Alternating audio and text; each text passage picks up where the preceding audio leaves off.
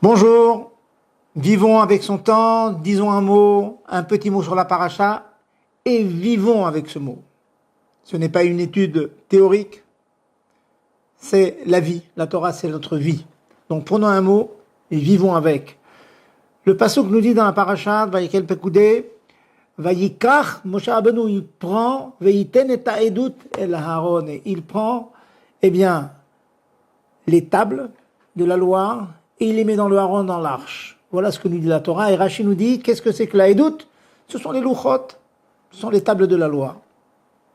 Le Midrash nous rapporte que Betzalel, au moment où il confectionne le Mishkan, le tabernacle, il demande, mais qu'est-ce que c'est que ce tabernacle? Il demande à Moshe. Moshe lui répond, le tabernacle, c'est l'endroit de Ashrat Ashrina Baolam. C'est là où Dieu se contracte et réside. Essentiellement, toute la force divine qui anime le monde est dans le Mishkan, dans le tabernacle. Et de lui demander, et où est la Torah, qui est censée être diffusée au cas d'Israël? Elle est dans le Haron, elle est dans l'arche. Donc la Shrina, c'est dans le Mishkan, la Torah, c'est dans l'arche. Nous savons que le Ramban, Rabbeinu Nachmani, nous dit que l'essentiel du but, de la philosophie du Mishkan et surtout du Haron, c'est que la Shrina règne dedans. C'est pas seulement dans le Mishkan entier, la Shrina, la présence divine, est dans le Haron, dans l'arche elle-même. Alors le Midrash nous dit que dans l'arche il y a la Torah. Le Rambam nous dit que l'essentiel de la Shrina, de Dieu lui-même, c'est dans le Haron, dans l'arche. Alors quoi? C'est la Torah ou c'est Dieu? Réponse simple. La réponse est qu'il y a un remez nifla, qu'il y a une allusion extraordinaire, un yesod, un fondement de la Torah et de l'approche du juif par rapport à la Torah. La Torah et la présence divine, c'est la même chose. Cela veut dire, vous m'écoutez maintenant, vous êtes en train d'apprendre un mot de Torah.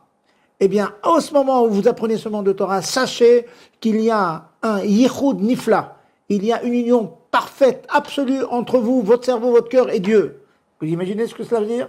Dans le Haron, il y avait la présence divine, il y avait la Torah. Dans un juif qui étudie un mot, une petite mitzvah, un petit mot de Torah, eh bien, il s'unit de manière parfaite à Dieu. Il y a Torah et mitzvot. La différence. Dans les mitzvot, nous faisons un acte qui est le Ratzon Hashem, qui est la volonté divine. Certes, une femme va allumer des bougies de Shabbat, de Yom Tov. Un homme va mettre des tefilines. Il unit sa volonté avec celle divine, avec la volonté divine. Mais finalement, c'est son corps qui agit, mais il n'est pas uni de manière parfaite à Dieu.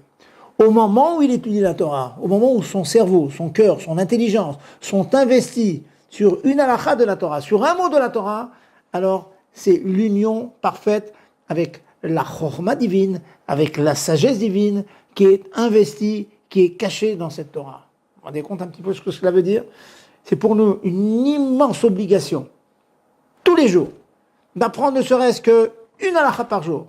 Kol ashone halakha bechol yom muftach hu sheu ben olam haba. On apprend une halakha par jour, on a la certitude, on a la promesse divine absolue que nous aurons le mérite d'avoir l'olam haba. Donc, ne laissez jamais passer une journée sans apprendre ne serait-ce qu'une halakha, une petite halakha par jour, un petit pasuk dans le chumash, une petite Mishnah, quelques lignes dans le Tanya ou dans un Mahamar. Et alors, on est sûr que pendant ces quelques instants, on a été zoché, on a mérité du yichud nifla, de l'union parfaite avec Akadosh Baruch Hu.